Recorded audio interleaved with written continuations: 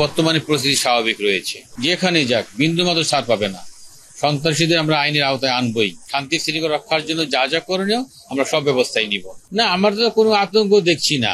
আমরা তো যথেষ্ট ফোর্স মোতায়েন আছে জনমনের শান্তি আনার জন্য, জনগণের শান্তি শৃঙ্খলা রক্ষার জন্য। আমাদের যা যা করণীয় ইনশাল্লাহ আমরা তাই করছি।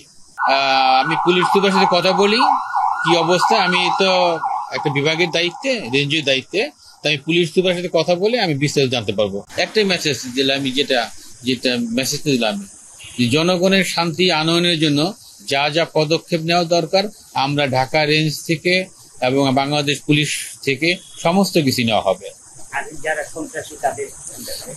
সন্ত্রাসীতে তো অবশ্যই আমরা আমাদের আইনের আওতায় আনবো। সন্ত্রাসীদের কোনো নিস্তার নেই, তারা বিন্দুমাত্র ছাড় পাবে না। যেখানে যাক বিন্দুমাত্র ছাড় পাবে না। সন্ত্রাসীদের আমরা আইনের আওতায় আনবই।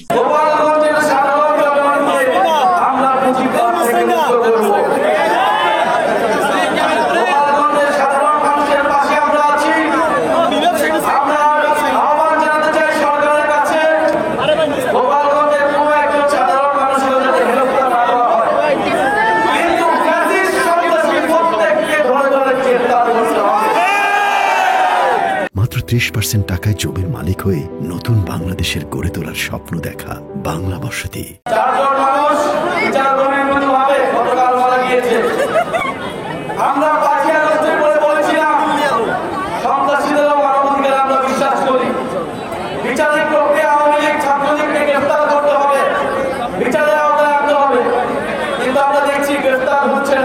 একটা দল গত 11 মাস ধরে গড়তে ছিল,